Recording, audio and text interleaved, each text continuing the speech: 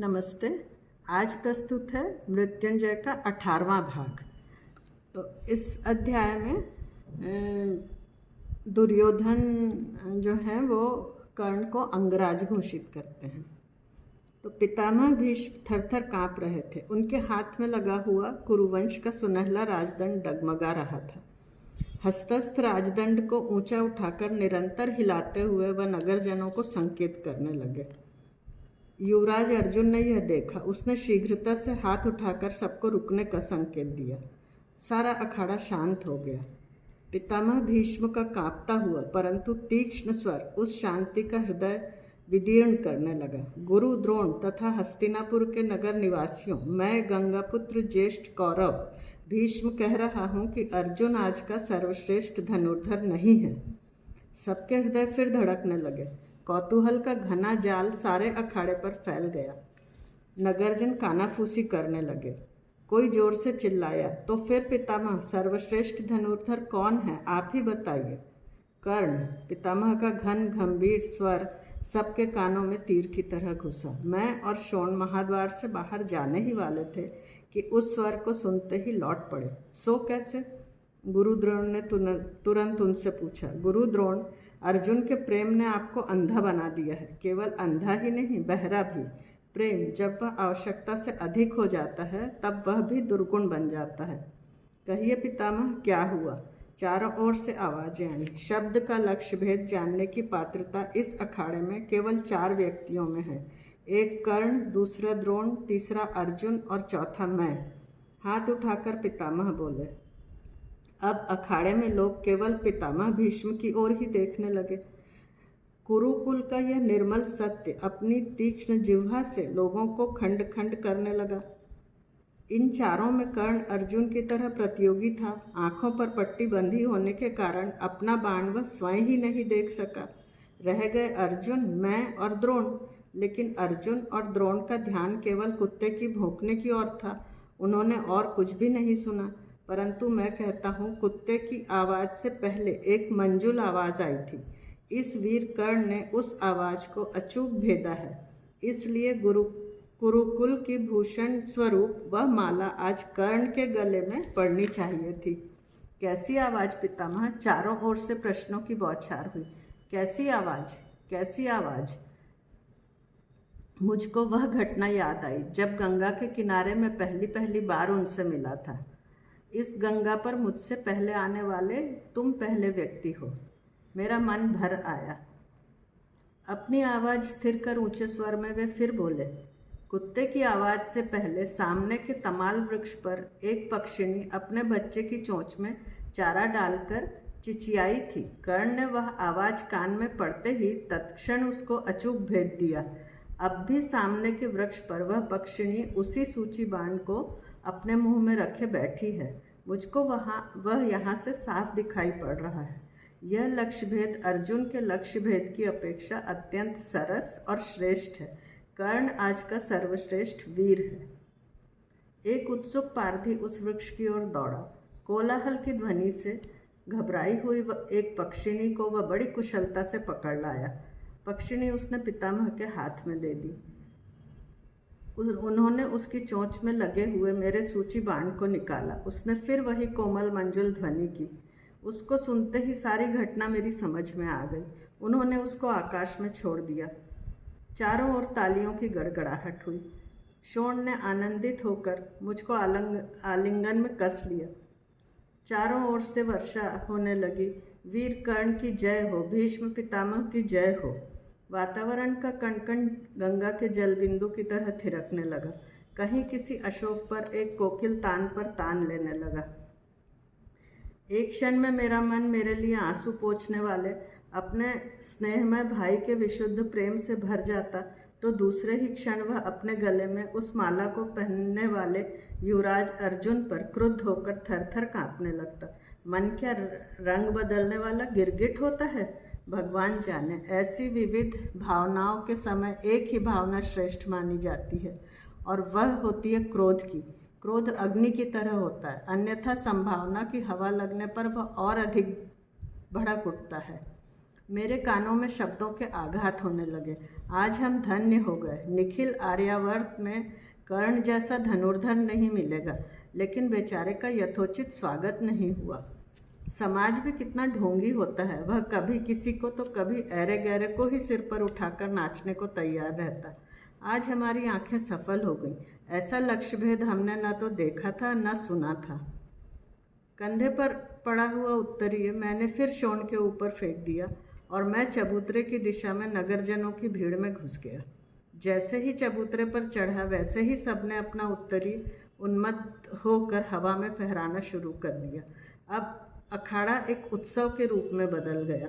न्याय, अन्याय, सत्य, असत्य क्या है, यह बात अखाड़े के बहुत से लोगों को समझ में ही नहीं आई। मेरी बात सुनने के लिए हजारों कान मेरी ओर लग गए। हाथ उठाकर ऊंचे स्वर से मैंने कहा, मेरे गले में नील कमलों की माला नहीं पड़ी है, इसलिए मेरी विजय कलंकित है। ऐसा यदि किसी को अब भी लगता हो तो मैं कर्ण हस्तिनापुर के इस चबूतरे पर खड़ा होकर युवराज अर्जुन को द्वंद्व युद्ध के लिए स्पष्ट चुनौती देता हूँ। द्वंद्व युद्ध ही यह निर्णय कर देगा कि सर्वश्रेष्ठ कौन है। सब लोग फिर उठ खड़े हुए। वे घोषणा करने लगे, ठीक है, ठीक है। उनके वे शब्द भाले की नोक की तरह मुझको विध्व करने लगे। पुरुषार्थ की कसौटी प्रस्तुत करने वाले हस्तिनापुर के उस चबूतरे पर खड़ा होकर मैं किस कुल का नाम बताऊं? क्योंकि गुरु द्रोण ने पूछा, महाराज मैं कर्ण के पथक का गुरुदेव कृपाचार्य बोल रहा हूँ। वैसे यह कर्ण मेरा शिष्य है, लेकिन उसका कुल मुझको विदित नहीं है। तब कृपाचार्य ने कहा, उसने यह कभी किसी को भी नहीं बताया। युवराज अर्जुन क्षत्रिय कुलोत्पन्न है। युद्ध शास्त्र की और धर्म की नीति के अनुसार केवल समान कुल के योद्धाओं में ही द्वंद्व हो सकता है। इस हस्तिनापुर के सभी नगरजनों को कर्ण पहले अपने उस दिव्य तेजस्वी कुल का नाम बताए, उसके बाद अर्जुन उससे चाहे जब द्वंद्व युद्ध करेगा, क्योंकि द्वंद्व का परिणाम एक ही होता है, विजय अथवा मरण।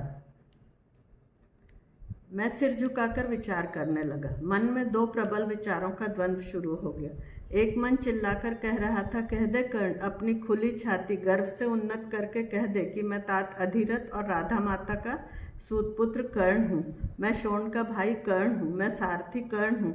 लेकिन दूसरा मन कह रहा था, यहाँ सभी संकुचित बुद्धि के लोग बैठे हैं, ये किन शब्दों में तेरे कुल का स्वागत करेंगे? सबके सब तुच्छता से कहेंगे, क्या सारथी का पुत्र? तो फिर यहाँ क्यों आया है? अश्वशाला में भेज दो उसको। मेरे मन का पौधा विचारों की आंधी में इधर उधर हिलने लगा। वर्षा से आहत टूटे हुए डंठल की तरह मेरी ग्रीवा अपने आप झुक गई।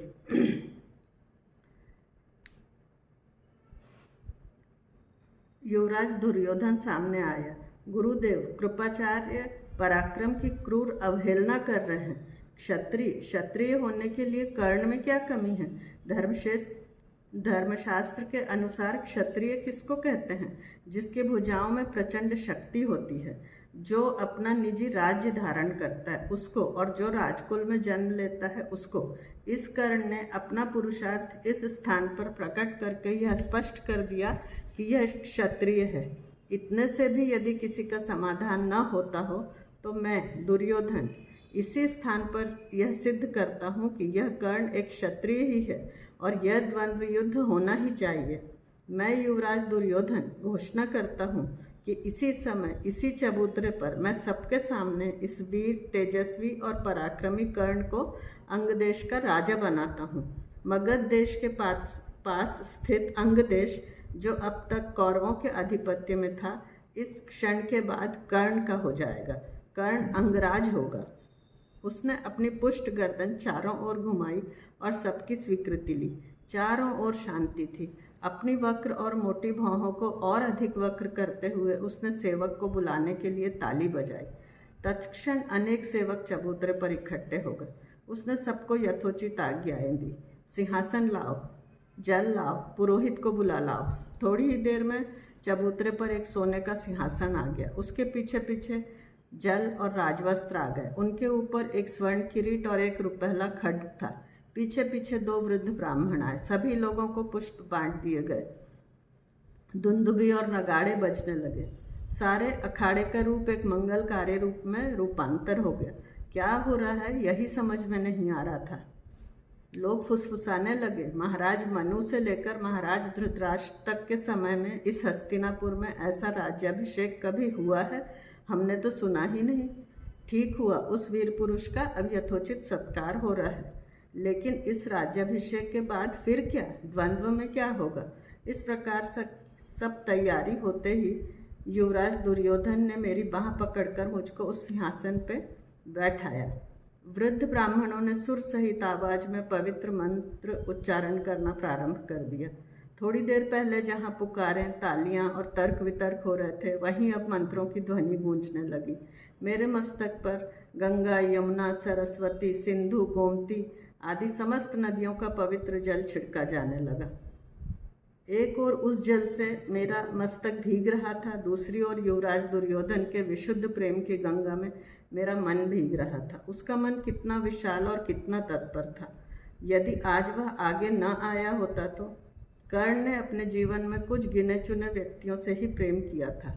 एक उसके माता पिता और भाई, दूसरा अश्वत्थामा, तीसरे पितामह भीष्म, अब युवराज दुर्योधन। लेकिन अब इन सब की अपेक्षा युवराज दुर्योधन की बात कुछ और है, क्योंकि उसने अपमान में गर्त में पड़े हुए मुझको अपने हाथ का सहारा देकर उठाया था। एक साधारण व्यक्ति को क्षण भर में उसने राजा बना दिया था। इस कर्ण के मन का एक कोना आज से केवल युवराज दुर्योधन के लिए ही रहेगा। मैंने मन ही मन निश्चय किया। सिंहासन पर बैठे बैठे ही उसने एक स्वर्ण किरीट मेरे सुनहरे बालों पर रखा, कंधे पर राजवस्त्र डाले और फिर हाथ में रुपहला खड्ग लेकर उसको यथेष्ट ऊंचा उठाकर फिराता हुआ वह जोर से चिल्लाया, अंगराज कर्ण की। सबने प्रचंड आवाज में साथ दिया, जय हो। मेरा मन दुर्योधन के इस अनपेक्षित साहस से श्रद्धावनत हो गया। उसकी कंजी आंखों में एक अकथनीय आनंद चमक रहा था। मेरी इच्छा हुई कि उसको कसकर आलिंगन में बांध लूं। समस्त नगरजन अंगराज कर्ण की जय जयकार कर रहे थे। सारथी का पुत्र आज सम्राट हो गया। 6 वर्षों में जो गुरु द्रोण नहीं कर सके, कृपाचार्य नहीं कर सके और शायद जीवन भर कभी कर भी नहीं पाते, वह एक पल में दुर्योधन ने आज कर दिखाया। गदावीर दुर्योधन, युवराज दुर्योधन, अन्याय को ठोकर मारने वाला दुर्योधन, पराक्रम की परख रखने वाला दुर्योधन, मित्र दुर्योधन, प्राणप्रिय साथी दुर्योधन। मेरी आंखों में अत्यंत कृतज्ञता के 2 आंसू आ गए। नगरजनों ने चारों ओर से मुझ पर पुष्प वर्षा की। मेरा मन उनके प्रेम से आखंड भर आया। अब यही द्वंद्व हो और मैं उसमें काम भी आ जाऊं तो क्या हानि है? इसकी अपेक्षा सम्मानीय मृत्यु दूसरी कौन सी होगी? सबने जिस पर पुष्प वर्षा की, ऐसी मृत्यु, सिंहासन के ऊपर की मृत्यु। आज इस युवराज दुर्योधन के लिए मैं प्राणपण से द्वंद्व युद्ध करूंगा। अपने 6 वर्ष का हिसाब किताब भी साफ कर लूँगा। मैंने रात दिन द्वंद्व युद्ध का जो अभ्यास किया है उसकी कसौटी आज होगी। आज मेरे बाहुकंटक की कसौटी होगी। अर्जुन विगत प्राण होगा। इस समय एक और आशीर्वाद की मुझको आवश्यकता थी, अपनी माता के आशीर्वाद की। आज वह इस अखाड़े में होती तो निश्चित मुझको अपनी छाती से लगा लेती। मेरी आंखें पूरे अखाड़े में घूमने लगी। बहुत दूर अखाड़े के महाद्वार पर पिताजी खड़े थे, कितने परेशान थे। मैंने शोन की ओर देखा। मेरी आंखों की भाषा को उसने अचूक पढ़ लिया। झटपट वह चबूतरे की सीढ़ियां उतरकर समूह में अदृश्य हो गया। दोनों हाथों से लोगों को दूर हटाता हुआ वह पिताजी के पास पहुंचा और उन्हें हमारी ओर लाने लगा। थोड़ी ही देर में शोन उनको लेकर सीधा चबूतरे पर आ गया। मुझको ऊपर उठाते हुए भर्राई आवाज में वे बोले, कर्ण। मेरे मुख से भी उतनी ही सहजता से उद्गार निकला, पिताजी। उन्होंने मुझको एकदम अपनी भुजाओं में भर लिया। उनके हाथ से छड़ी छूटकर नीचे गिर पड़ी। पूरा अखाड़ा श्वास रोककर हमारा आलिंगन देखने लगा। क्षण भर में किसी की समझ में यह नहीं आया कि चबूतरे पर क्या हो रहा है। पिताजी को पुकारते और उनके चरण स्पर्श करते हुए मुझको कृपाचार्य ने देख लिया। तत्क्षण आगे बढ़कर हाथ उठाकर वह चिल्लाए, कर्ण एक सारथी का पुत्र है। उसका और युवराज अर्जुन का द्वंद्व युद्ध कभी नहीं हो सकता। महाराज के सारथी अधिरथ का पुत्र है कर्ण। धन्यवाद। यह अध्याय यहीं समाप्त करते हैं। शेष 19वें में। अगर आपको ये सुनना अच्छा लगे तो कृपया इसे सब्सक्राइब कीजिए, शेयर कीजिए, लाइक कीजिए।